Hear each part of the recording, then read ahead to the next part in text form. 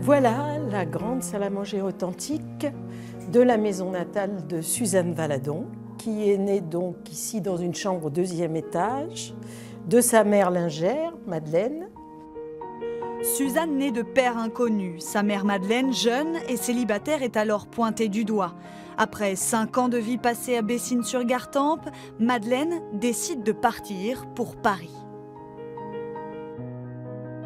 Cette pauvre Madeleine, quand elle a débarqué à Montmartre, finalement, ça a été la chance de sa fille. Parce que dans ce vivier d'artistes en tout genre, il n'y avait pas que des peintres, et bien finalement, elle s'est tournée vers la peinture.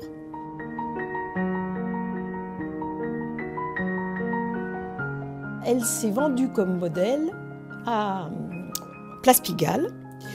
Et quand on posait nu, on était payé 3 fois plus que quand on posait habillé.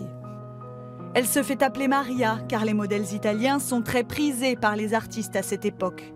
C'est ainsi que la jeune femme rencontre les plus grands peintres, Puvis de Chavannes, Renoir, Gauguin, Toulouse-Lautrec. Ils la peindront.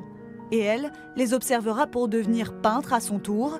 Degas sera l'un des premiers à la soutenir. On reconnaît un peu la main de Gauguin finalement et puis aussi sa formation. Degas l'a formé à la gravure, donc on voit cette manière de cerner finalement les formes. On le retrouve ici dans ses œuvres, on voit que tout est contourné en fait.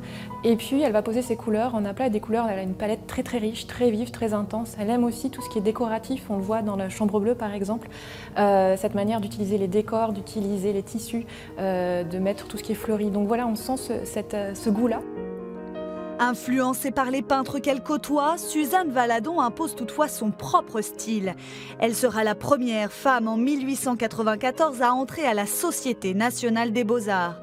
Avant-gardiste, l'artiste représentera André Uther nu, son grand amour. Ce sera aussi la première fois qu'une femme peindra des hommes nus dans une œuvre monumentale. On parle d'elle, elle est cotée. Il n'y a pas beaucoup de modèles des grands peintres dont on se rappelle le nom, elle si. Et il n'y a pas beaucoup de femmes peintres qui ont réussi à percer, à vivre de leur art.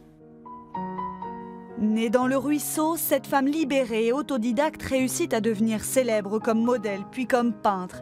Elle laissera derrière elle des œuvres singulières, modernes et mettra au monde un fils, le peintre Maurice Utrillo, qui deviendra encore plus connu qu'elle.